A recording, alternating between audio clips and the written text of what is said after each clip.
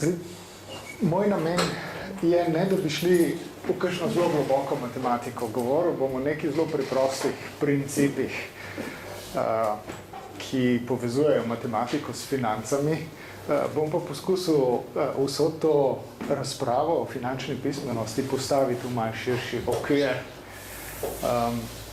Zdaj, moja pravica, da lahko govorim iz financ, da lahko govorimo o financah, izhaja deloma iz tega, da predavam finančne predmete na obeh fakultetah, še bolj pa iz tega, da sem bil en mandat direktor Agencije za zavarovalni nadzor. In tam sem videl finance in finančni svet od blizu in videl, kako to deluje v resnici, v realnosti. In dosti tega, kar bom danes povedal, se vsaj deloma navezuje na to obdobje, ko sem imel neposreden stik s financami. Zdaj, če gremo malce skozi vsebino današnjega predavanja, najprej nekaj besed o tem, kaj sploh je finančna pismenost in kaj pod tem razumemo in kako je s finančno pismenostjo v Sloveniji. Potem se bomo malce pogovarjali o kreditih in obveznicah. O tem se dosti govori, nihče jih pa nikoli ne pogleda. Čeprav ta informacija je vsem na razpolago na internetu. Bomo pogledali, kako delujejo obveznice in kako se je zadolževala Republika Slovenija. To nas vse zadeva. Potem naslednja stvar, bomo malce vrednotili kredite, pogledali bomo, kaj v resnici matematika zna povedati o tem, če želimo kredit pri banki in presojamo obrestne mere, bomo videli, kaj to v resnici pomeni.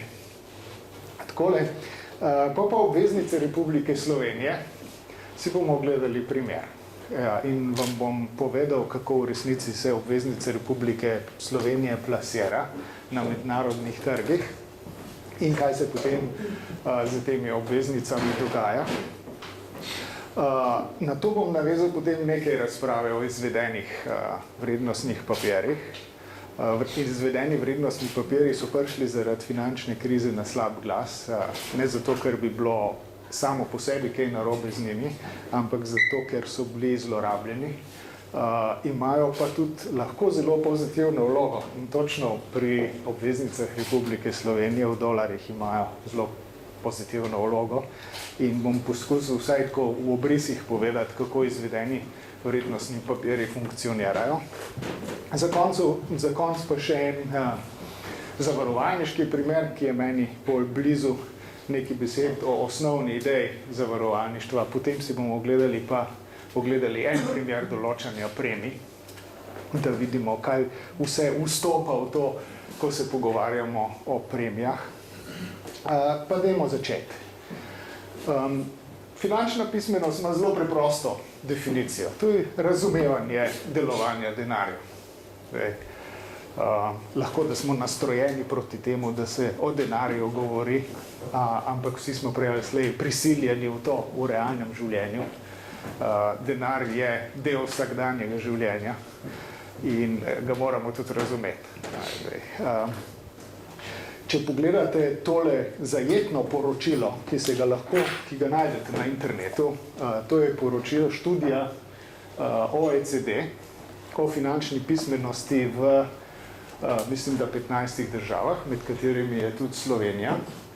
In tukaj noter na široko govorijo o tem, kaj naj bi finančna pismenost bila. In stvari so zelo praktične narave. Recimo to, da če vam nekdo izstavi račun, da razumete, kaj na tistem računu piše. Na računu imate davke, poštnino, razne stvari. Potem je finančna pismenost tudi tako, da dolgoročno imamo neko predstavo o tem, kakšne bomo imeli dohodke in kakšne bomo imeli stroške in kaj zmoremo.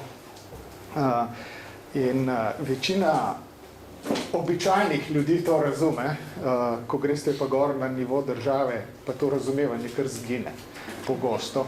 Nekaj bomo tudi o tem lahko rekli. In vsi moramo občasno tudi razmišljati o bolj dolgoročnih finančnih pogodbah.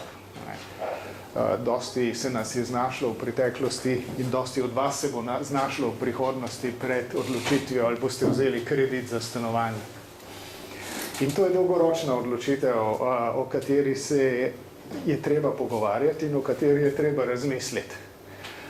Res, da ne morete vplivati zelo dosti na ponudbo, lahko si pa vsaj več ponudb pogledate, pa potem pogledate, kaj te ponudbe pomenijo. In zadnja postavka, o kateri sicer tale OECD poročilo ne govori zelo dosti, je pa zmožnost razumevanja finančnih pogodb. Zdaj, kaj so finančne pogodbe? Primeri so zelo preprosti, če se navaden kredit. Če vzamete kredit pri banki, je to finančna pogodba. Če podpišete zavarovalno polico, je to finančna pogodba. In te finančne pogodbe imajo tudi določene postavke. In finančne pogodbe so mogoče malce bolj abstraktne kot navaden račun v trgovini, ampak v resnici ni nič drugega kot definicija obveznosti in tistega, ki je na eni strani finančne pogodbe in tistega, ki je na drugi strani finančne pogodbe. In tukaj se seveda potem vprašamo, kakšno vlogo ima pri tem država, do katere mere nas mora voditi in do katere mere mora regulirati vsebino finančnih pogodb, pa kasneje vam bom nekaj od tega pokazal.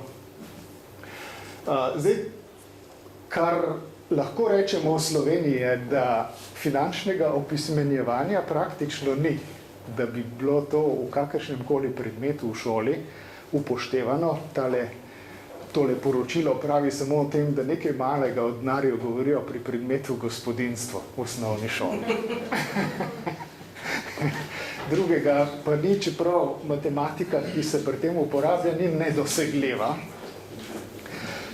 Slovenija, kot bomo videli, je izpadla podpovprečno pri finančni pismenosti.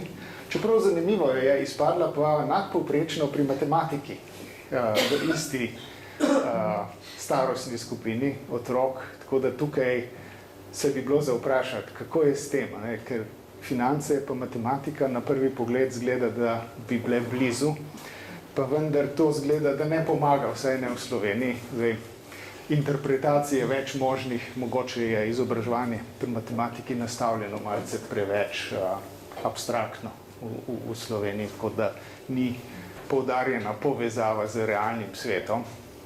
Če greste gledati stare učbenike od Franca Močnika izpred 150 let, so same uporabne naloge in večina jih ima zvezo s cenami in scenami po enotah. Tako da mogoče bi se morali tja vrniti. Zdaj, kaj lahko zakonodaja naredi za nas? Jaz sem proti temu, da bi želeli od zakonodaje in od države, da nas pri izbiri finančnih produktov vodi za roko.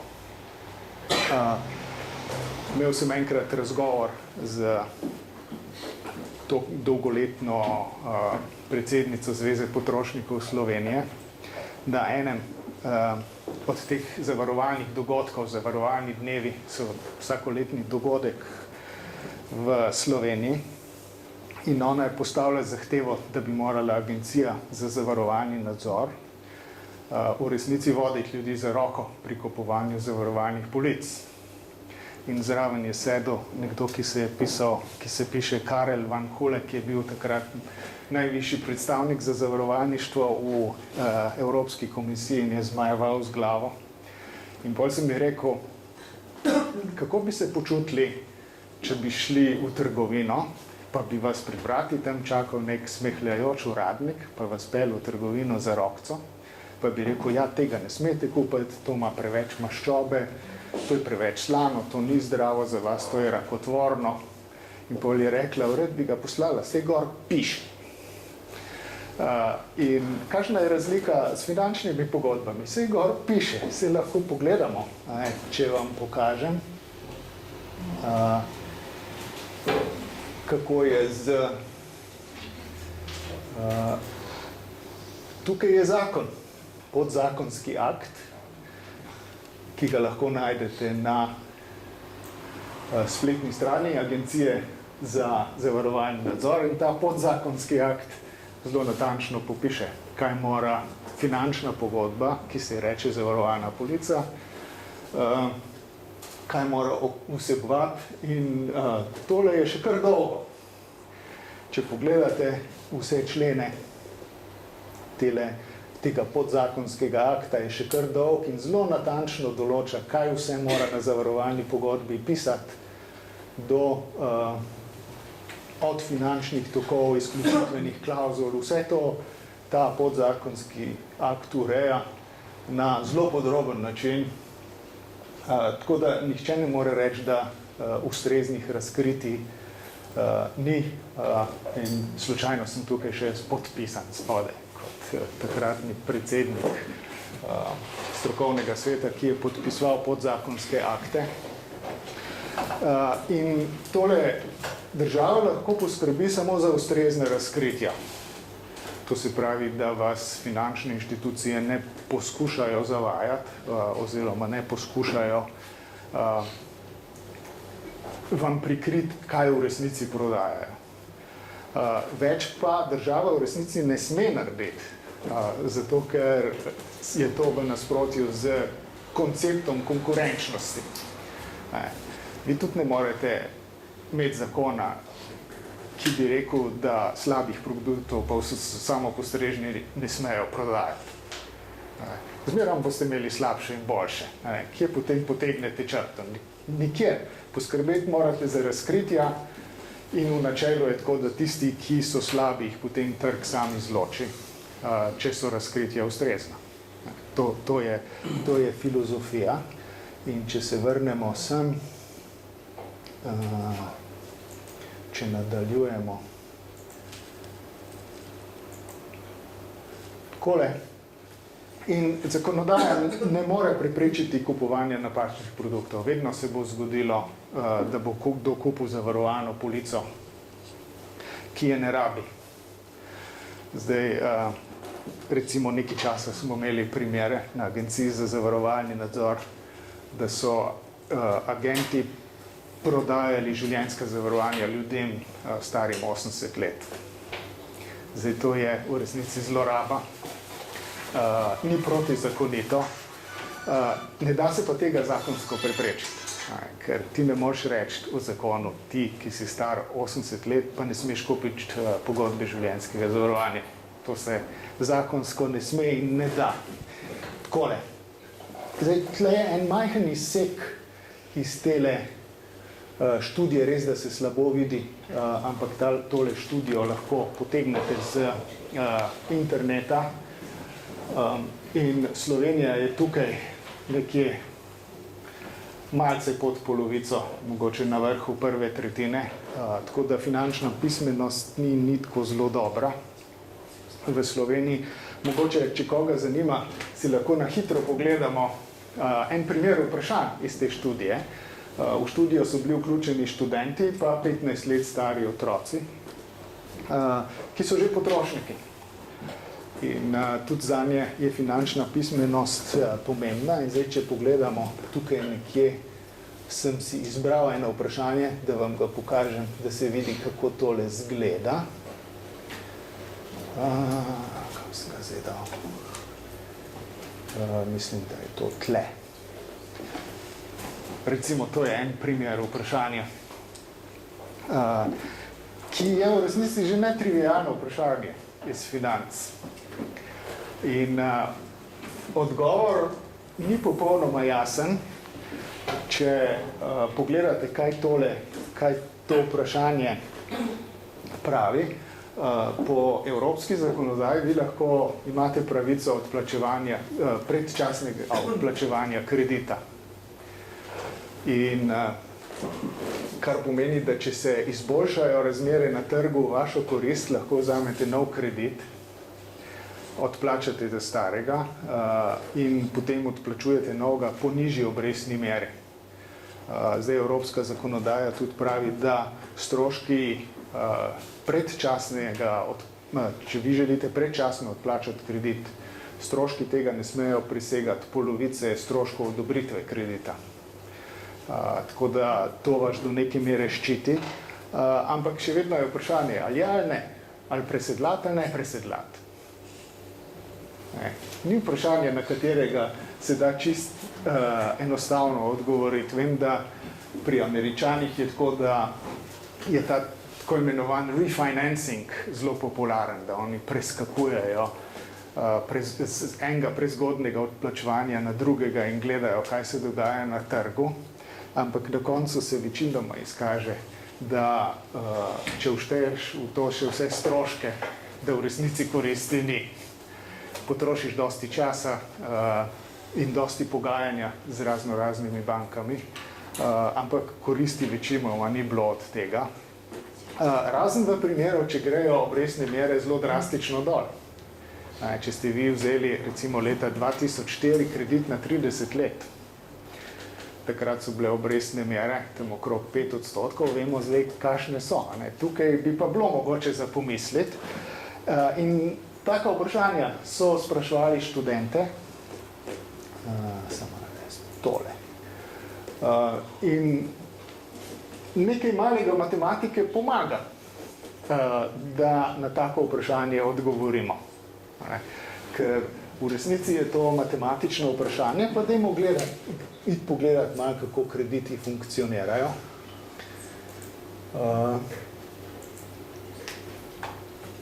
Takole. Zdaj, osnovna ideja celotnega finančnega sveta je obrestovanje oziroma obrat obrestovanja, kar je diskontiranje. In stvar je v načelu čisto preprosta. V načelu vsi razumemo, kaj je koncept obrestne mere. Če vi imate denar na bančnem računu ali pa v vezani vlogi z neko fiksno obrestno mero, za katero se dogovorite vnaprej, potem lahko tudi vnaprej napoveste, koliko denarja boste imeli po enem letu. Če imate na začetku x denarja, pa je obrestna mera R, navadno se v taki obliki zapiše, da je R presežek nad 1, potem vam bo tale količina denarja x narasla v enem letu na 1 plus R krat x. To je čisto preprosto. To vsi razumemo. Če pa tole okrog obrnemo, postane pa že malo težje razumljivo. Kaj pa če rečete, jaz bom imel pa čez eno leto neko obveznost. Se pravi, jaz bom moral čez eno leto plačati x. In a potrebujete potem, recimo, čez eno leto boste morali plačati 100 evrov. A potrebujete zdaj 100 evrov? To je ena možnost. Date jih doma pod pošter, pa čakate eno leto in na koncu odplačate. Ampak finančni svet ne deluje tako. Finančni svet reče, dobro, če jaz imam v prihodnosti eno obveznost, bom dal na stran nekaj denarja, ampak ker mi bo vmes tekla obrestna mera, ga ne rabim na začetku toliko, kot bo moja obveznost, ampak moram pomnožiti to za obrestno mero na -1 in čez eno leto se bo tale leva stran množila z 1 plus R, tako kot je zgoraj napisano, in bom tisto obveznost lahko pokril. To je tudi čisto preprosto. In temu obratu se reče pa diskontiranje. To se pravi, mi rečemo, da vrednost naše obveznosti v tem trenutku, ki bo v nekem časovnem trenutku v prihodnosti, je manjša zaradi obrestne mere, ki jo na nek način privzamemo. To, kdo določa tole obrestno mero, se bomo še malce pogovarjali kasneje. In če sprejmete to, da vedno imamo neko fiksno obrestno mero in se vozimo gor in dol po teh krivoljah, potem za neko obveznost v prihodnosti ne rabimo celotnega zneska, ampak malo manjši. In to se vedno dela v finančnem svetu, v obeh, v bančništvu in v zavarovaništvu se vedno gleda obveznosti v prihodnosti in v tem trenutku so manj vredne.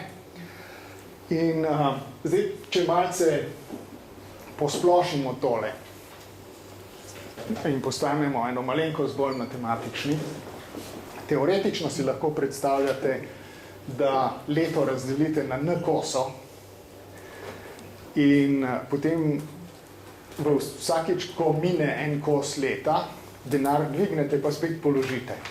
In lahko si teoretično predstavljamo, da to naredite v trenutku. Zdaj, dobro, to ni realistično, ampak matematična predpostavka je lahko. In zdaj, kar se zgodi, koliko bi morala obrestna mera nanesti potem v enem delu leta, se pravi, leto ste razdelili na n kosov, to se pravi, da če bi bila obrestna mera r črtica za tisti en kos leta, pa bi dvignili denar vsakič na koncu, recimo, predstavljate si N12, pa je to vsak mesec. Vsak mesec dvignete in položite denar. Na koncu leta se bo zgodilo to, da bo vse skupaj naneslo tok in to mora biti enako tisti obrestni meri, za katero ste se dogovorili. R. In iz tega dobimo to, da lahko zračunamo obrestno mero za n-ti del leta in temu se razmisleku se reče konformno obrestovanje. In zdaj vi se lahko odločite, da boste denar dvignili na mesto na koncu, pa nekje na sredi.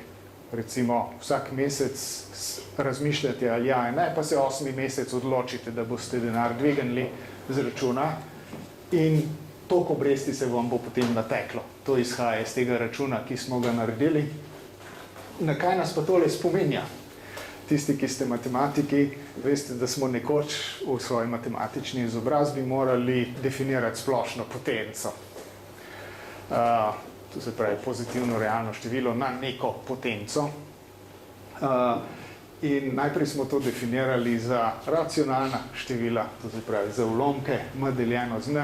Potem je bilo treba pa nekaj narediti, da se je to posplošilo na vse realne t-je. To vemo, da se da narediti, da dobimo lepo zvezno funkcijo. To se pravi, da če za splošne t-je želimo to narediti, pa to velja za racionalne, potem je za pričakovati, da bo veljalo tudi splošno, da dobimo naraščanje denarja na našem računu kot eksponentno funkcijo. To je potem končni sklep. To se pravi, da če dvignemo x denarja po t enotah časa na bančnem računu, bo tisto x denarja naraslo na 1 plus r na t, na potenco. In seveda potem lahko naredimo tudi obratno, če se postavimo v vlogo prejemnika.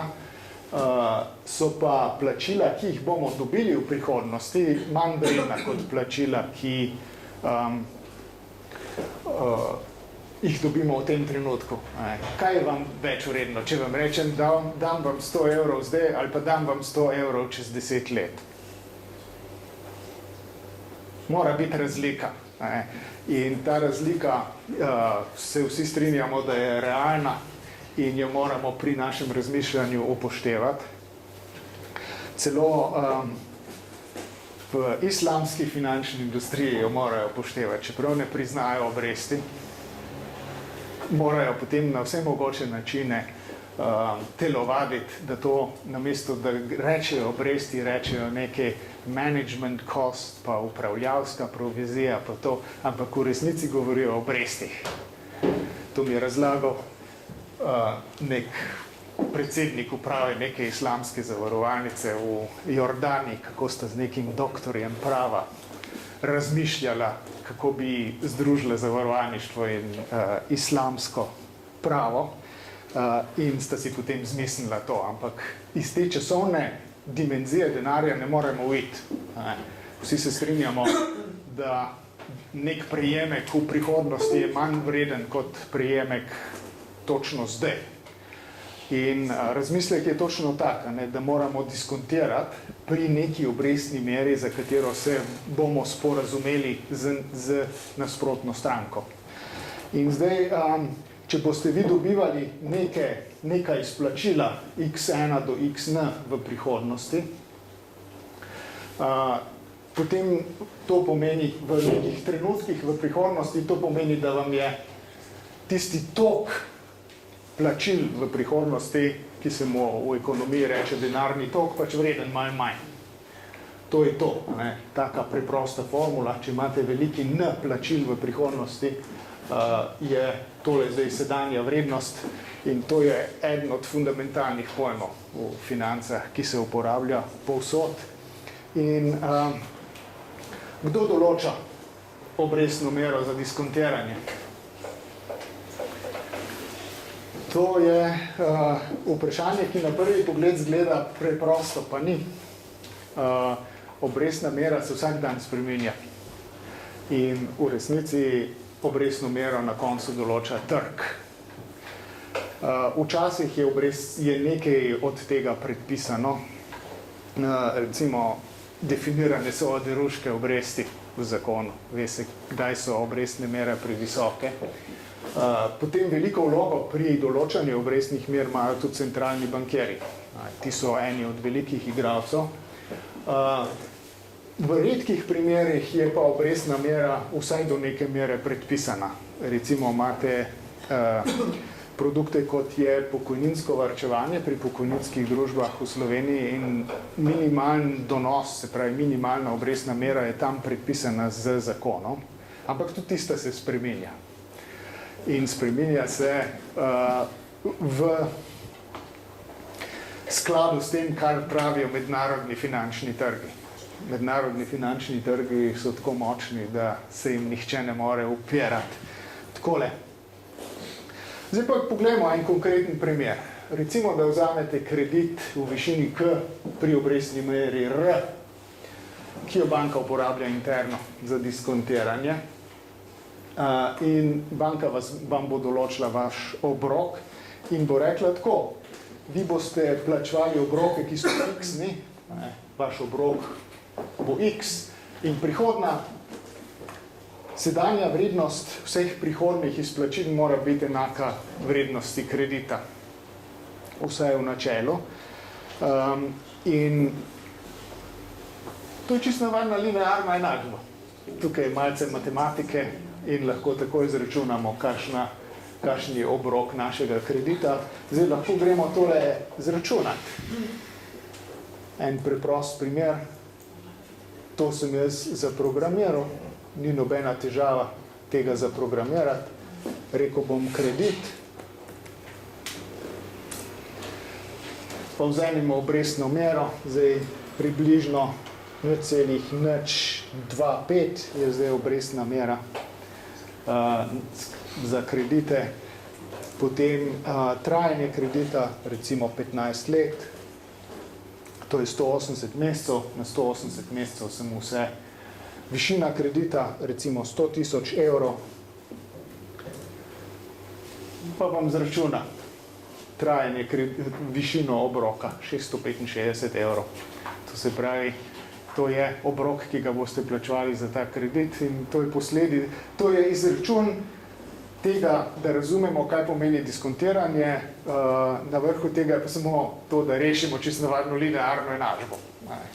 To mislim, da je že vsebina matematike v 8. razredu osnovne šole. Neko osnovno reševanje enačb se že jemlje. No, zdaj pa lahko pogledamo, kako bo kredit padal. Zdaj, če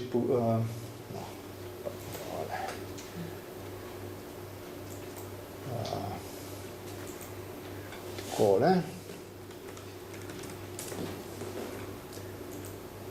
No, kje je pa zdaj tale slikca?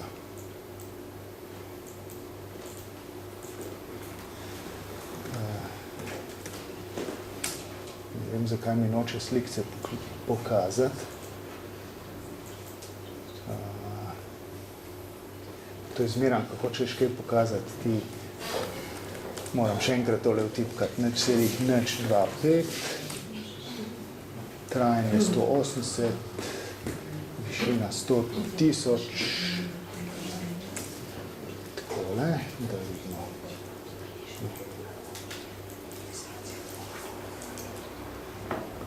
To je višina obroka. Evo. Takole. Tako bo skozi naslednje mesece in leta upadal vaš kredit. Se pravi, če pogledate recimo po 120 mesecih, koliko bo vaš kredit še znašal, in stvar ni linearna, ne gre dol linearno, ampak gre dol malce izbočeno, zato ker se vi počasi s to eksponentno funkcijo zažirate v glavnico, in ko kredit upada, je obresti vedno manj in se vedno močnej zažirate v glavnico, zato bo hitrost padanja kredita s časom vedno večja. Lahko pa pogledamo, kaj se dogaja z razmerjem obresti in zmanjševanje glavnice v času kredita. Dajmo še tega pogledati. Takole. Če vzamete tak kredit, ki sem ga opisal, ki je zelo blizu današnjim razmeram, bo na začetku delež obresti v obroku, ki ga izplačujete, ki ga plačujete banki, zelo velik, s časom bo pa upadel. Proti koncu, ko se vaš dolg izteka, se nateče zelo malo obresti, tako da takrat boste plačali zelo malo obresti in se boste zelo zažrli noter v glavnico. Tako da tali delež v vašem obroku obresti na koncu bo zelo minimalen. Takole. No, če se vrnemo, zdaj sem.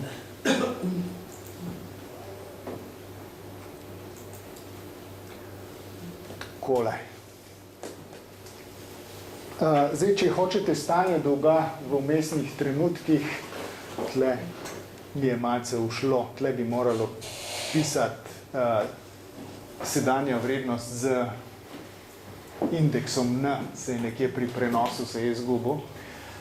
Ampak spet se vi postavite na tako stališče, spet imate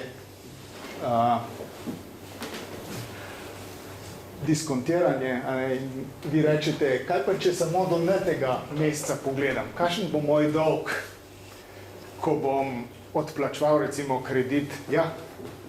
Sprašam, da so obresti na začetku pa velik del je to dogovorjeno, ali je to matematično dejstvo? To je matematično dejstvo, ker vi vedno plačujete obresti na preostalo glavnico vašega dolga. In na začetku je glavnica še velika, kar pomeni, da se vsak mesec nateče dosti obresti, proti koncu je pa glavnica majhna in se vsak mesec nateče zelo malo obresti nad še preostalo glavnico, tako da se vi vedno hitreje in hitreje zažirate v glavnico z vašimi obroki, ki jih odplačujete. To je matematično dejstvo.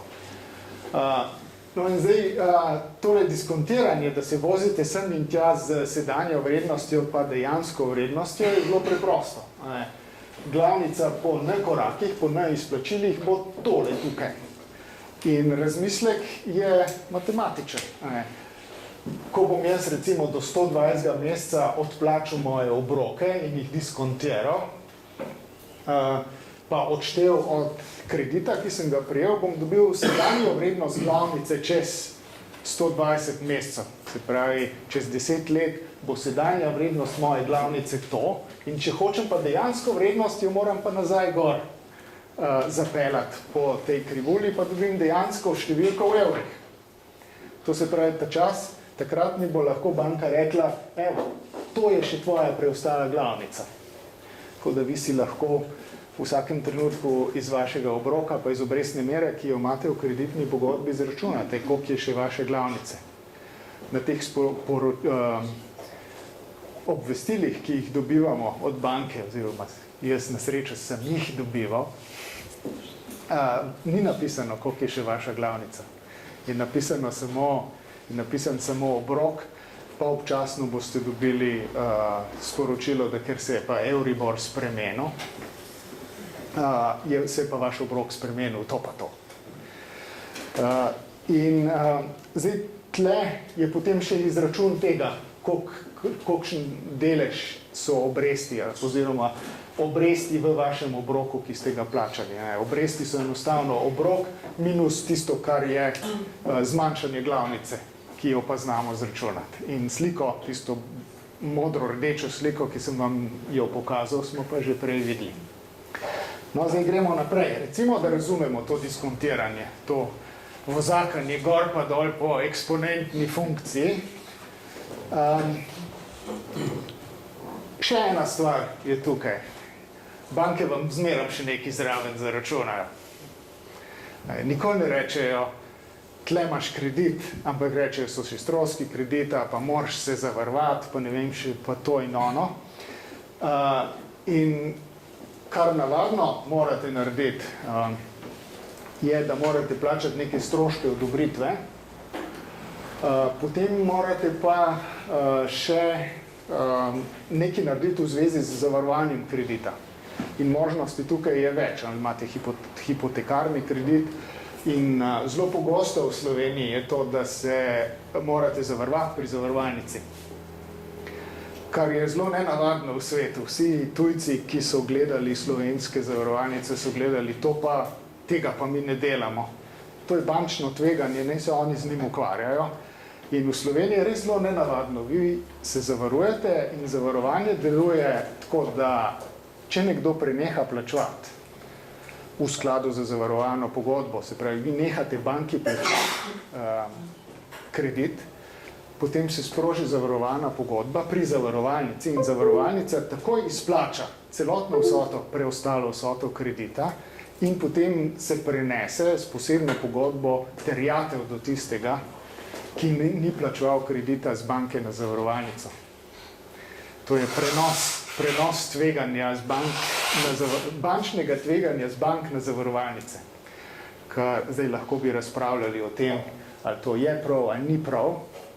Jaz mislim, da ni prav. Ampak je pa zelo uveljavljeno in utečeno tle v Sloveniji.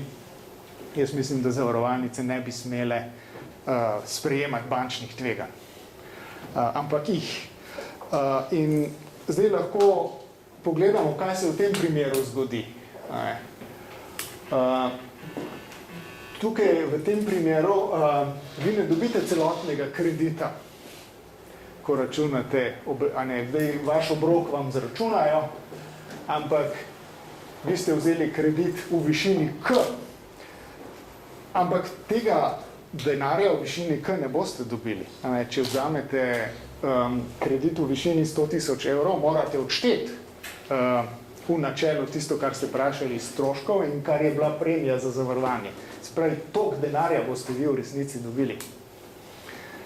In to enačbo potem okrog obrnemo in če pogledate desna stran monotono pada kot funkcija R-ja. In z fiksnim X-om pa z znano levo stranjo potem lahko zračunate R. Tega se analitično ne da, ampak lahko gremo zračunati, da to vam v resnici poveča obrestno mero. To se pravi, da vam banka sicer reče, ja, lej, tle imaš kredit po obrestni meri 2,25%, ampak potem se okrog obrne pa reče, aha, ja, se je v redu, ampak moraš plačati čez stroške, pa še zavarovati se moraš. Kar pomeni, da ti od kredita v resnici že neki stran odgriznejo. Tole ti odgriznejo stran. Pri obroku, za katerega ste že dogovorjeni, pri fiksni obrestni meri, ki piše na kreditni pogodbi, ampak v resnici so vam skozi zadnja vrata pripeljali višjo obrestno mero. In tej se potem reče efektivna obrestna mera in lahko gremo pogledati, kakšen učinek ima tole.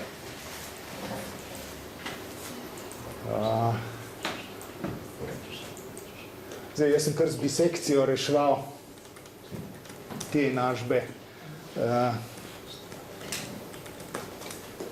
Pa dajmo obrestno mero, nič 2,5, 2,5%, trajanje kredita spet 180, višina kredita, recimo 100.000 evrov, stroški, tipično so tam do 100 evrov, potem je pa premija od osnove. Če greste na zavarovalnico, pa rečete, jaz bi rad ta kredit zavaroval. Vam reče banka, ja, v redu, premija je 1,5% od osnove. Osnovo pa računajo ne kot kredit, ne od teh 100.000, ampak plus vse obresti, ker oni želijo zavarovati ne samo pritok, da vam boste vi vrnili vaš dolg, ampak vam zavarujejo tudi prihodne obresti iz vašega kredita, kar je v resnici logično in tipično je tole 0,015 za to trajne kredite. Zavarovalnici imajo pač neko tabelico, od koder to preberejo in zdaj efektivna obrestna mera je pa 2,8, kar ni zanemarljivo. Mi bi lahko šli izračunati tudi obrok, višina obroka je 625 in tale sprememba obrestne mere na 0,028 ni zanemarljiva. Zdaj, to sigurno nanese par 10 evrov, boš bi bilo iti za tisto na kakšno dobro kosilo, kot da date banki. Tako da tudi tukaj lahko uporabimo matematiko, ni pa nič posebnega. Vse, kar smo iskali ničlo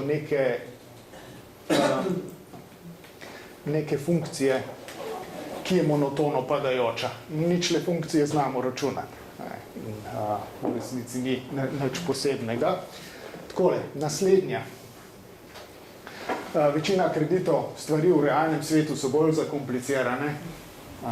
Večina kreditov nima fiksne obrestne mere, ampak uporablja to mednarodno povprečno obrestno mero, ki se reče Euribor. To pomeni, da se način diskontiranja tudi ves čas spreminja skozi čas, to vse skupaj zakomplicira in banka za svoje interno diskontiranje večinoma uporablja manjšo obrestno mero, ker oni si od drugih bank sposodijo denar po manjši obrestni meri, naprej ga posodijo pa po večji. To se pravi, da njihovi denarni tokovi, prihodna vrednost je v resnici še večja. In zdaj, kaj narediti, a to regulirati ali prepustiti trgu? Zdaj, bančni krediti so dokaj ostro regulirani. Tako da mislim, da je to samo potem stvar konkurence med bankami. In jaz mislim, da edina stvar, ki vam to lahko učinkovito kontrolira, je urejena konkurenčnost. Takole. Zdaj, ne zadolžujemo se samo mi, ampak se namesto nas zadolžujejo drugi.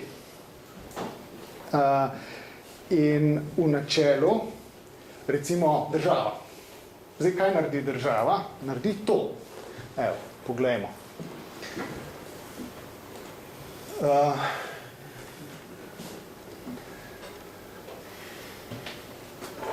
ASN, Slovenija Credit Rating, uradni list, ne, kje že imam tole? Tlele zaznamki, predstavitev obveznic je tole in tle je zadnja obveznica, ki jo je izdala Republika Slovenija. To je vse informacija, ki jo lahko najdete na spletu. To je na spletni strani Ministrstva za finance. Zdaj, če greste malo gor, boste videli osnovne podatke o tej obveznici. Izdana je bila 3.3.2016 v višini 2 milijardi evrov. In to vemo. Se pravi, in tukaj je dana neka obrestna mera. Piše 2,25%. In kaj to pomeni? Zdaj, če greste dol, to ni nič drugega kot samo formalna definicija kuponov. Obveznica deluje tako, da vi dobite nek denar od investitorjev in potem tale dolg odplačate. V resnici ni nič drugega kot to, da država vzame kredit na mednarodnih denarnih trgih in se obveže potem, da bo tele vsote odplačvala na te datume. Tem vsotam se reče kuponi, na koncu bo izplačala pa še glavnico.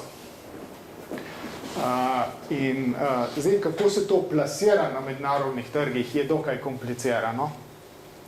Če greste spet na spletno stran Ministrstva za finance vam pove spisek primarnih vpisnikov in to so velike svetovne banke kot Goldman Sachs, Deutsche Bank, med njimi je tudi NLB, Societe Generale in oni so posredniki pri prodajanju slovenskih obveznic.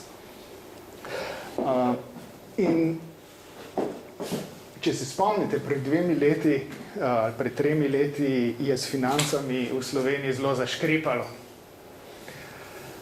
In takrat ste dostikrat slišali to, da slovenske obveznice grejo za 500 bazičnih točk nad nemškimi.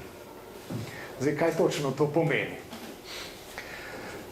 Zdaj, če pogledate tole, je tukaj neka obrestna mera sicer napisana, ampak ta obrestna mera vam definira samo ta plačila tukaj.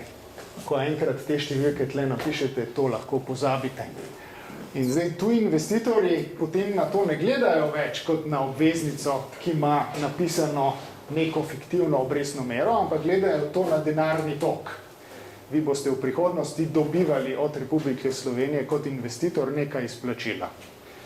Zdaj, kdo so navadno kupci? Zelo dosti krat so kupci kakšni investicijski skladi ali pa zavarovalnice. Zavarovalnice so v resnici največji institucionalni investitor na svetu in imajo v svojih portfeljih zelo dosti obveznic. Ampak kaj ti rečejo trgi? Trgi ti rečejo to. Dobro, ti mi ponujaš nek denarni tok. Nič drugega kot neko zaporedje plačil v prihodnosti. In višina teh plačil je določena. Ampak oni ti rečejo tole. Ti si pa tudi tvegana država. To zdaj pravi, mi ti ne bomo dali kredit po teh 2,25%, za katere si ti prosil, ampak ti bomo ponudili, da ti damo kredit, ampak po višji obrestni meri. Kako to naredijo? Kako ti to povejo? Enostavno tako, da rečejo, ti želiš kredit v višini 2 milijardi, izplačeval mi boš pa tole tukaj, na tej strani. In mi ti za tale denarni tok, ki si nam ga ti definiral v tej obveznici na spletni strani Ministrstva za finance, ne damo 2 milijard, ampak ti damo 1,9 milijard. In s tem se spet vrnemo na tisto stran, kjer smo bili prej. Iz cene, ki ti jo ponuja trg za tvojo obveznico, greš potem nazaj računati obrestno mero. In tale obrestna mera je potem precej višja. Če vi dobite za manj kredita za ista izplačila, to pomeni samo to, da so vam trgi zvišali obrestno mero. In takrat je bilo dokaj hudo. Tako da je šlo tudi do 5 ali celo 7% nad nemško obveznico, če ste rešili tisto enačbo za obrestno mero nazaj. Ja. Kako vprašanje, namreč nimam pojma v teh zadevah, pa to dejansko tako gleda, da potem država išče najboljšega ponudnika? Država išče najboljšega ponudnika in tudi država v resnici definira razpon obrestnih mer, ki jih je še pripravljena sprejeti. Ampak če si s hlačami dol, pa moraš mednarodne obveznosti poravnati, pa nimaš druge izbire, kaj narediš? Rečeš, požreš slino, pa rečeš ja. In to se je takrat zgodilo. Zdaj, to je vse v redu. Zdaj sicer, če pogledamo, tukaj vam lahko pokažem, kaj danes meni Bloomberg o nas, o obrestni meri za Slovenijo. To je od danes zjutraj izpis iz Bloomberga, ki je za Slovenijo sovereign, to pomeni slovenske obveznice, kakšno obrestno mero bi nam danes ponujali, če bi šli na trg. In tukaj vidite, tale modra črta je neko povprečje mednarodno obveznic. Tukaj imate trajanje od 0 do 30 let, tipično grejo obveznice od 0 do 30. In ta zgornja je slovenska, ta spodnja rdeča je pa nemška. Se pravi, še vedno je nek precejšen razpon v tem, po kakšni ceni se lahko zadolžujemo. So pa zelo zmerne obrestne mere, 1,50. Tako da na sekundarnem trgu je Slovenija zdaj že nekaj tistih obveznic z visokimi obrestnimi merami odkupila. Tako da je mogoče malo boljš. Ampak, če gremo spet nazaj na stran Ministrstva za finance, eno nazaj, tle pogledate, ja, tle so pa ameriške obveznice v ameriških dolarjih. Zdaj tale, recimo, je bila izdana v ameriških dolarjih leta 14. No in pol je pa druga stvar, ki nas malce skrbi. Pogledamo tole.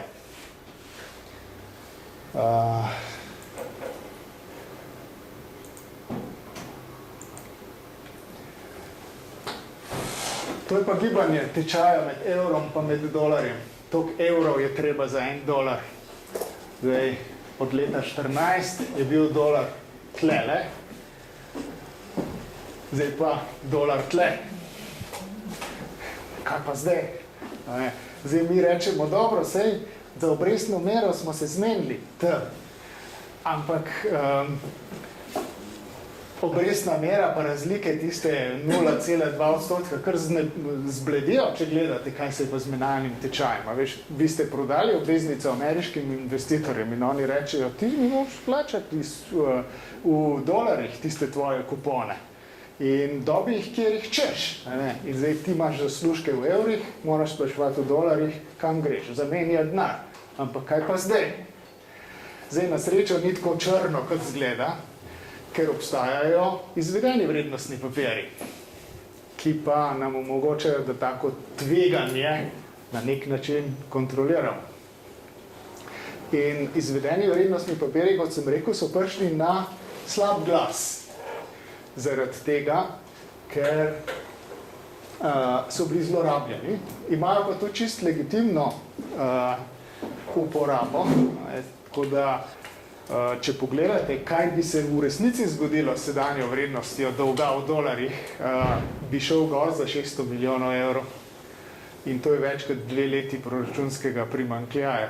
Samo iz tega, da se je menjalni tečaj med evrom in dolarjem toliko povečal. Ampak na srečo se zakladnica na Ministrstvu za finance zaveda tega tveganja in so se zaščitili. Obstajajo pogodbe, ki vam omogočajo, da vi se vnaprej dogovorite, da boste kupili dolarje po naprej fiksni ceni. Zdaj, jaz imam potem tukaj nekaj razprave o teh izvedenih vrednostnih papirjih, ampak pustimo pri tem, ker mi zmanjkuje časa. Vi lahko rečete, jaz bom čez 2 leti kupil dolarje po taki in taki ceni. Zdaj, kako, to je pogodba večinoma med Republiko Slovenijo in kakšnimi večjimi bankami in to se ves čas dela, vsak dan se to dela, tako da v resnici ni od tega gibanja tečajev ni kakšne velike škode. In to je tudi, recimo, če se zadolžujete pa v evrski coni, pa tega tveganja ni. Evrska cona vam valutno tveganje zbriše. Ga ni. In to je tudi ena od njenih prednosti. Zdaj, mogoče še par, tukaj imam nekaj o izvedenih vrednostnih papirjih, ampak dajmo še nekaj o zavarovanju povedati, nekaj čist malega, tako da pa mogoče pol malo eno matematično stvar na koncu. Zavarovanje ni nič novega. Če greste v muzej v Dubrovniku, so na steni zavarovalne pogodbe iz leta 1200. In na njih piše enostavno tako, to je sporazum med 10 aristokratskimi družinami, da če bo katera od njih izgubila tovar, bo vsaka od ostalih aristokratskih družin pokrila 1/10. Temu se danes reče družba za vzajemno zavarovanje. In to je izvorna oblika zavarovalnic. In zdaj zavarovanje je pogodba. V resnici prenesemo nekaj tveganja na druge, se zaščitimo pred morebitnimi večjimi škodami, to je jasno, ali pa se zaščitimo proti morebitnim škodam, ki jih povzročimo drugim. Recimo avtomobilska odgovornost je taka pogodba. To ni pogodba, ki ščiti nas, ampak ščiti ostale udeležence v prometu. Pred nami. In če pogledate obligacijski zakonik, vam definira, kaj je zavarovalna pogodba. To je pogodba med vami in zavarovalnico, ki je odvisna izključno od prihodnosti in od dogodkov, ki se jih ne da napovedati. To se pravi, vi ne morete recimo naknadno uveljavljati zavarovanja. Za kritje tega tveganja plačamo premijo in vsi vedno rečejo, za premijo samo plačujemo, pa nikoli nič ne dobimo. Iz moje izkušnje izhaja, da je bilo zelo malo pritožb za to, ker je nekemu zavarovancu zavarovalnica izplačala škodo. So se sicer občasno zapeli glede višine škode, ampak to ni stvar zavarovalnega nadzora, to je stvar civilno-pravnega razmerja med zavarovalnico in zavarovancem. Ampak v glavnem zavarovanje funkcionira. Tako da ne morem reči, da bi bilo kaj fundamentalno narobe z zavarovanjem v Sloveniji. So sicer produkti, ki bi mogoče bilo bolj, da jih ni. Kaj pa s premijo? Kako lahko razmišljamo o premiji? Premije določajo zavarovalnice na podlagi izkušenj. Zdaj, če pogledamo, tukaj imam spet neko poročilo zavarovanja motornih vozil, greste na stran 23. To je spet nekaj na spletu, to je poročilo. Bom poskušal tole malce povečati. Povečaj. Tlela. To je spet nekaj, kar lahko najdete na spletu. To je letno poročilo Slovenskega zavarovalnega združenja. In to so podatki o avtomobilski odgovornosti. In imate število vozil, ki je zavarovano, in to je 1.600.000 vozil. 1.600.000 imate polic avtomobilske odgovornosti, kar je zelo veliko.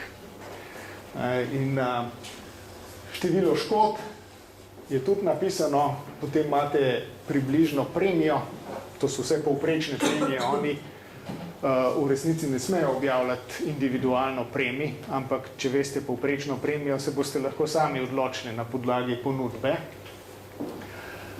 In odkot so tele številke? 133, recimo leta 15 lani je bilo 1.600.000 pogodb, približno 55.000 škod, povprečna premija avtomobilskega zavarovanja je bila pa 133 evrov. Odkot je ta številka? Imate pa tudi celoten znesek škod. Odškodnine so tukaj, imate 104, tole številko, 134 milijonov evrov je bilo izplačanih odškodnin iz naslova avtomobilske odgovornosti. In tako zelo na hitro, kako se razmišlja o računanju premij. Vi vzamete neko polico, recimo jaz grem v zavarovalnico, pa rečem, jaz želim polico avtomobilske odgovornosti. In zavarovalnica v resnici se obrne okrog, pa reče, pa denimo, da bi tako identično polico prodali 10.000 zavarovancem, ki bi se potem obnašali neodvisno en od drugega.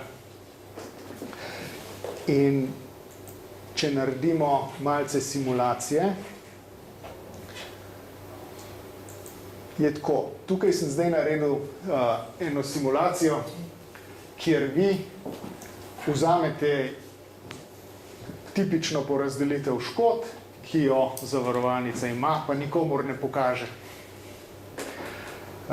te podatke, kakšne so porazdelitve škod znotraj zavarovalnic, oni čuvajo kot kača noge in nočejo nikomor pokazati, še posebej pa nekakšni konkurenci.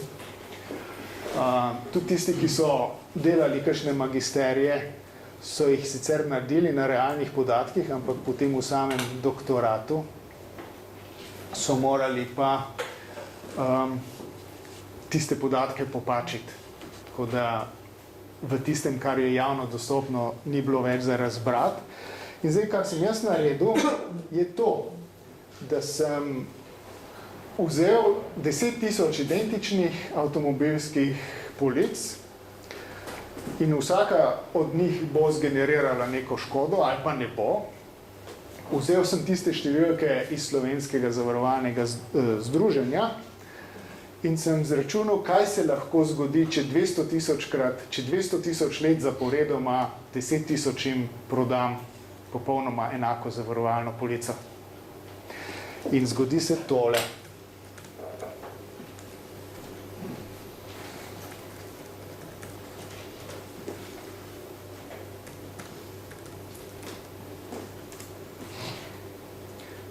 Še eno klepaj moram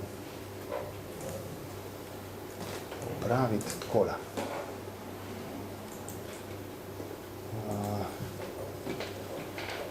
In vse sem pozabil.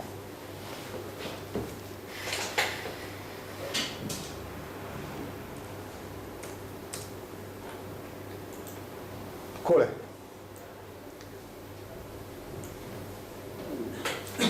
To je celota škod, ki lahko nastane iz 10.000 polic eno leto več, eno leto manj, in to je histogram za 200.000 let. In tole zavarovalnice imajo, tole slikco imajo, potem pa pogledajo to, da vzamemo zakon o zavarovalništvu, ja, sem da ga najdem, za to še, da vam pokažem. Tle, evo, to je zakon o zavarovalništvu in velja v taki obliki, kot ga danes poznamo od 1.1.2016 in potem greste dol na 203. člen.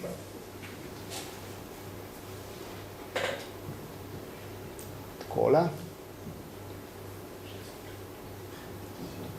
In 203. člen vam pravi to, da vi morate biti kot zavarovalnica sposobni izplačati vse škode z verjetnostjo 99,5%.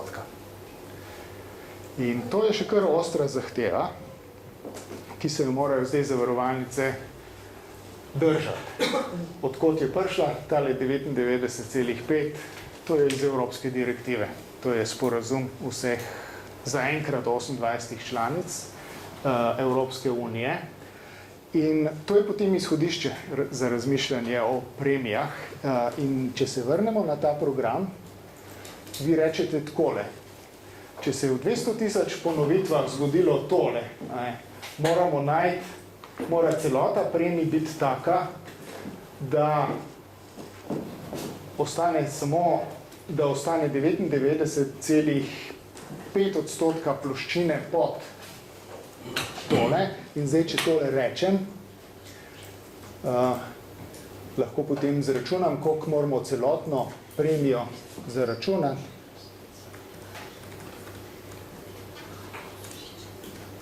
Simulations year pa 0,995.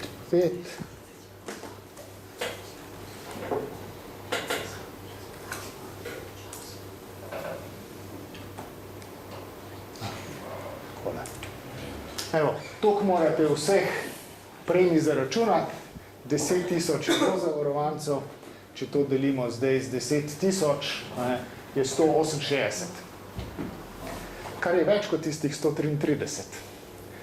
Ampak zakaj mislite, da pride več, če tako naivno razmišljamo? Nikoli se ne bo zgodilo, da vsem istočasno.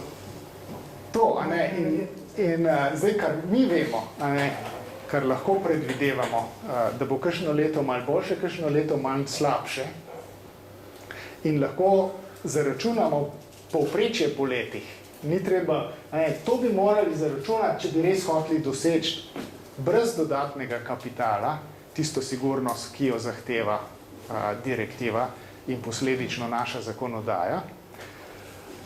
Ampak, ker imajo zavarovalnice nekaj kapitala, lahko rečejo, mi lahko zaračunamo malo manj.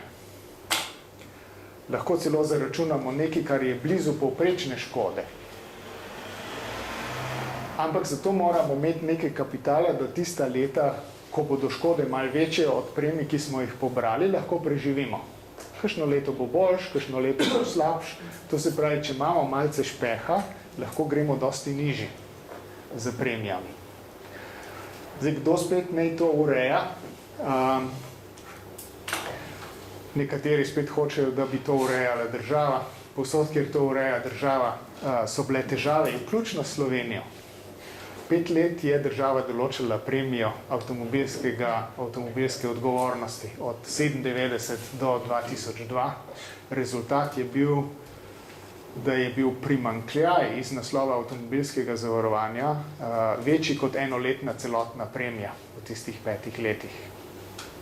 Potem je končno agencija uspela prepričati takratnega finančnega ministra, da ne sprosti cene, ki potem niso šle drastično gor. Ni bilo niti potrebno, ampak od takrat ni nobenih težav več. Ja. Se prav spomnim se še cene celo drastično dol. Nekaj časa so šle celo dol. To pomeni, da smo normalno vozno, ali imamo slabše avte, pa sem bil procent pozavila. Od 218, če se spomnim, 133 je velika razlika. Dol so šle tudi deloma zato, ker so zavarovalnice rekle, mi lahko tudi žrtvujemo neke premije, da si priborimo dolgoročno večji delež trga. Temu se reče price wars. Da vi pač načrtno uračunate izgubo zato, da boste dolgoročno obdržali večji delež tržišča. To se dogaja in mislim, da je bilo to razlog, zakaj so šle premije dol. Ker če je bila tako velika izguba, so morale biti prenizke. Se to mi ni še vprav. Če spomnim, bil 218 vaša na TV-ci, prva pa 133. Pa 133, ja. Ampak če pogledate, gre tudi število škod drastično navzdol. Škodna pogostnost je šla tudi drastično dol. V tujini zavarovalnice stalnim strankam ponudijo kaj več iz leta v leto, ali je tako kot pri nas, ko ostaneš na istem, oziroma če greš drugam, ti ponudijo nek bonus, da to izkoristiš. Je v tujini kako drugače ali je podobno? Podobno, ni regulirano. Med samimi zavarovalnicami se mislim, stalni stranki dajo kaj več, ali je tako kot pri nas pri večini primerov? Dajo, če ne povzroča škod. Vsi imajo neke vrste bonus-malus sisteme, tudi v tujini. In tudi v Sloveniji imate nekaj bonus-malus sistema. Večinoma je bolj malus sistem. Če se kaj zgodi, vam gre premija gor, če se nič ne zgodi, vam pa ne gre tok dol. Torej se splača menjavati zavarovalnice, tudi v tujini?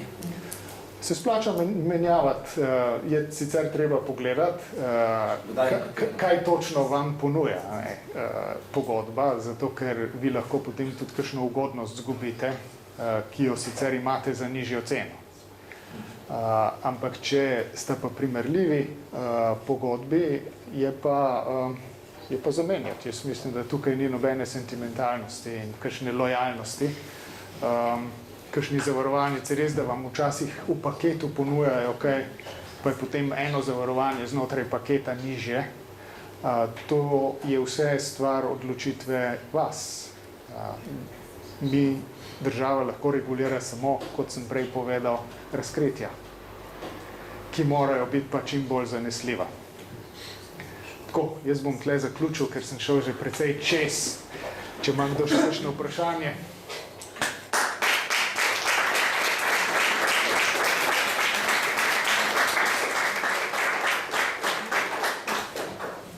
In morda še kakšno vprašanje iz publike? Tisto, ko je bilo 100 000 evrov, ne, to, kar si država sposobila, 2 milijardi. 2 milijardi, ja. Na 15 let, potem je to približno 675 milijonov, več se da, temu. Bi bilo, če ne bi bila zaščitena Ja. proti nihanju Ni menjalnih tečajev. normalno, tisto vsako leto 45 milijonov, torej Ja. 15 let po 45 pride 670 milijonov. To je kar normalno. Ja. Ker tisto 2,5% na zadnje zgleda, da je dosti več. Tisto nas malo... Tisto zgleda, kot je, da je dosti več, se strinjam, ne? Ampak tukaj razlike v obrestni meri za 1 ali za 2% zbledijo v primerjavi s tem, koliko se je spremenil menjalni tečaj. Ker tisti je v resnici bistveno bolj nevarno. Še kakšno vprašanje? Je to vprašanje. Smo govorili dolgo o državah. Ja. Zdaj imamo, ne vem, ko vzamemo podatke, tako malo bolj splošno vprašanje. Dobimo, da so vse države na svetu zadolženi nekaj. Ja, ene bolj, ene manj, jaz ne vem, da kjera ne bi bila. Ja. In kako se to zdaj regulira? Komu so oni dolžni na koncu? Ja, zdaj, ko država gre na trg, a ne, se pojavijo pač investitorji. Investitorji ti povejo, mi smo ti pripravljeni za tvojo obveznico plačati tok in tok. In ti si potem tem investitorjem dolžni. Večinoma imajo slovenske obveznice v svojih portfeljih, zavarovalnice pa investicijski skladi, ti ta veliki, ki imajo dovolj razpršeno tveganje in njim je potem država dolžna ta denar izplačevati. In zdaj to, da bi nehala izplačevati, pomeni, da te potem pač mednarodni trgi takoj ubijajo. To se je zgodilo v Grčiji.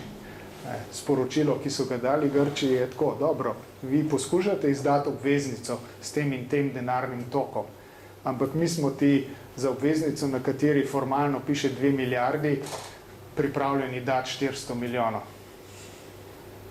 In potem so Grki pokleknili in poklicali Evropsko skupnost, mi smo jo za las odnesli.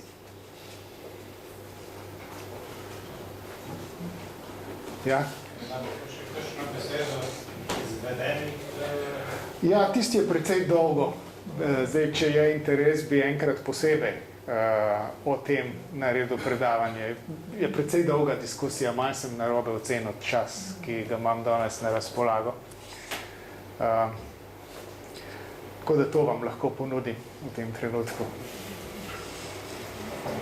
Morda še kakšno drugo vprašanje? Pa kdo so ti investitorji, ki državama dajo denar? Zdaj izdaja obveznic tako funkcionira. So velike banke ali so privatna lica? Bom kar konkretno pokazal, kako to funkcionira. Lahko so tudi Kot v Grčiji, če vzimejo osebe.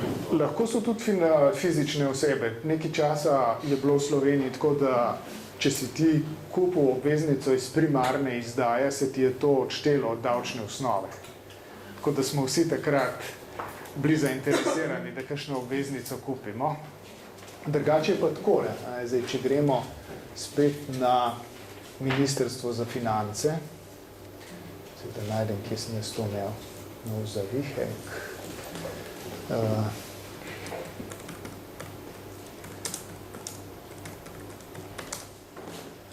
Takole, ja, Ministrstvo za finance, stiki z investitorji, imetniki, potem imate tlele bonitetno oceno, trenutno Slovenije od teh največjih hiš, primarni vpisniki za obveznice in tle imate spisek 20 bank, ki so lahko posredniki za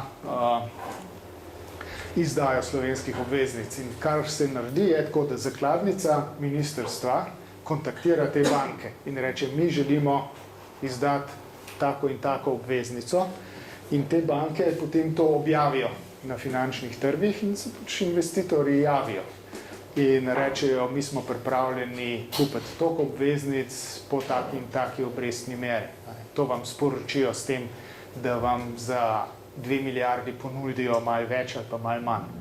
Tudi več se lahko zgodi. Večinoma je tako, da ko se enkrat ta trgovalna knjiga odpre, Vsaj do zdaj je bilo tako, da se je prodalo vse, kar je bilo ponujeno na mednarodnih finančnih trgih. In potem, ko so enkrat obveznice prodane, nekemu investitorju ste vi njemu dolžni izplačevati tisto, kar kupone in potem na koncu tisti del glavnice, ki mu pripada. Tako da vprašanje, komu je država dolžna, potem vsem investitorjem, ki so obveznice pokupili, in teh je večinoma zelo dosti. Zdaj, fizične osebe imajo tipično v lasti in manjši del te izdaje obveznic, večji del imajo pa zavarovalnice, kakšne banke, investicijski skladi, recimo zavarovalnica Triglav jih ima 300 milijonov. Torej so države samo običajne pravne osebe na trgu, katere imajo posebne. Ja, običajne pohlevne pravne osebe. Se je rekel en neimenovani uradnik iz zakladnice, da ko se prodajo obveznice, to ni nič drugega kot čisto navadno fehtanje za denar. To je tudi državno, da se izplačuje investitorji. Tudi druge države lahko kupujejo, ampak to se redko vidi. Je tudi v sklopu Slovenije, če Slovenija proda svoje obveznice. Investitorjem ste povedali, da so jim oni dolžni. Ja, to investitorji vejo, to se vse vidi noter v teh sistemih. Ti pol veš, kot zakladnica ve, kdo so lastniki obveznic in ve, komu mora to izplačevati. Lahko je pa potem konkretno izplačilo, lahko da gre preko posrednikov, da je to pol malce bolj učinkovito. Ampak načeloma je tako. To veljajo enaki pogoji napram večjemu številu teh investitorjev, ali se z investitorjem posameznim pogajamo o pogojih? Z posredniki se pogajate.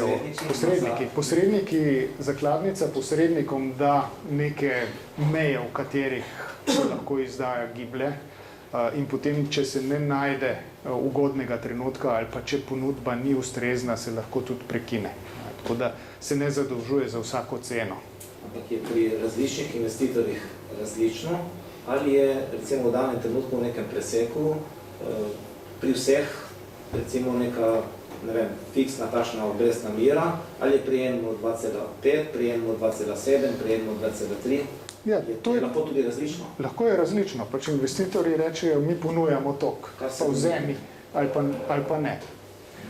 In zdaj tem posrednikom potem rečejo, to je zgornja meja obrestne mere, čez to ne gremo, in če ti potem tale investitor zahteva več, se reče ne.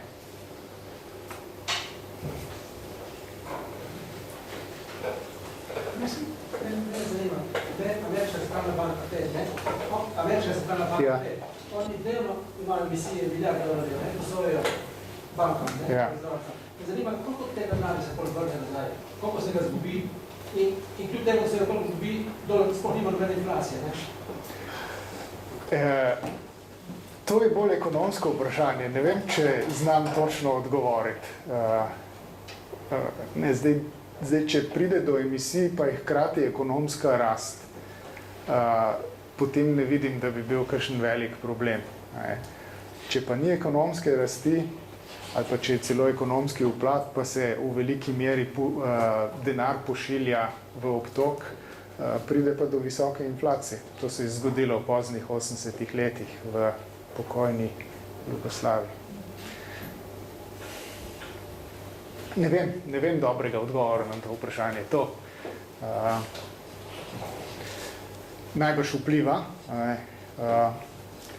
ampak je odvisno od ostalih ekonomskih parametrov v tistem trenutku.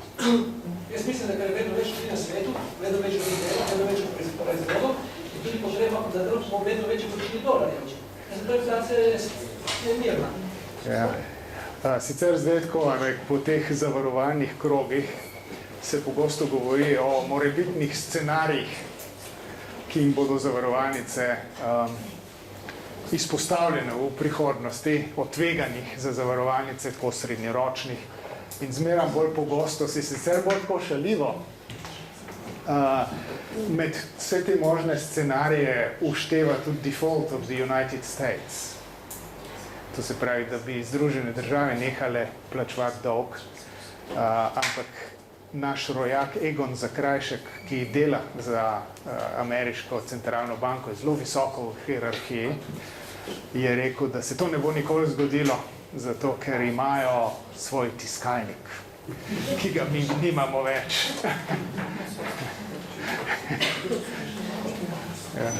Mene zanima vaše mnenje o prihodnosti evra. To je pa prehudo vprašanje. Zdaj prvo krizo, ki je bila dokaj huda, je zgleda prebrodil. Zdaj so seveda zelo velike prednosti evra, ker recimo, kot ste prej videli, valutnega tveganja znotraj ni več.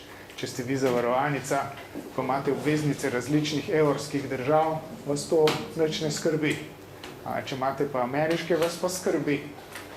Tako da zelo dosti tveganja, zelo dosti transakcijskih stroškov in provizij gre stran zaradi evra. Bo pa seveda prej ali slej po moje treba razmišljati o nekih bolj združenih in enotnih fiskalnih pravilih. Zdaj, prvi korak je ta bančna unija, kar pomeni, da je naša NLB pod neposrednim nadzorom Evropske centralne banke. Bo potrebno pa, jaz mislim, da dolgoročno uskladiti te fiskalne politike držav članic. In če se bo gibalo v tej smeri, potem je prihodnost pozitivna, če bo šlo pa narazen, pa ne vem, to je večje vprašanje obstoja Evropske unije, obstoja evra. Težko odgovarjam na tako vprašanje. Zdaj, moje upanje je, da ne bo prišlo do sesutja evra, ker je to desetletja gospodarske krize. Ker samem zavarovalništvu, to razmerje med premijami in odškodninami, če sem prav tam videl, je nekako pri nas razmerje 1:2. Prav ste videli. Je to tudi v svetu tako? Ja, zato ker če bi pokrivali samo škode iz naslova avtomobilske odgovornosti, bi lahko premije bile še precej nižje. Ampak če pogledate, kaj zraven plačujete, je še davek, ki ga je minister Mramor dvignil z 6,5 na 8,5. Spravi, plačate davek, potem imate prispevek v zdravstveno blagajno iz naslova avtomobilske odgovornosti, ki je bil spet dvignjen nedavno z 6 na 8.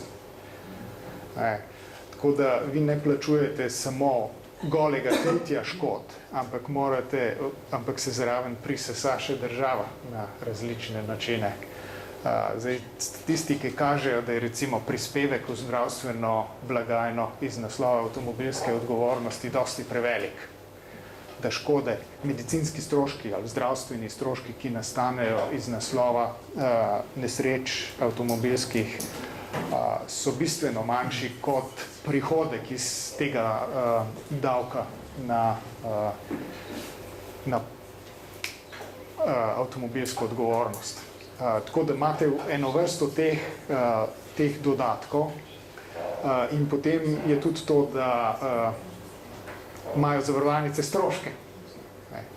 Morate plačati člane uprave, morate plačati vse zaposlene, gretje, vse posrednike in ti stroški se nabirajo. V premiji ni samo golo pokrivanje škod, so tudi stroški pridobivanja zavarovanja, davki, potem imate prispevek zdravstveni blagajni, potem imate plače, uprave.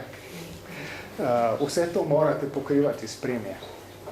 Same zavarovalnice so recimo svetovno gledano enako strukturirane, tako recimo Adriatic Slovenica, recimo določeno število zaposlenih na določen promet in tako v primerjavi z neko avstrijsko takšno zavarovalnico smo tam ali smo preobsežni tudi tukaj, da imamo recimo veliko večji ta aparat, ki to predeluje in zadržuje tudi počuje? Zaenkrat je še tako, da je najbolj enostavno merilo tega, kako učinkovite so zavarovalnice, je premija na zaposlenega.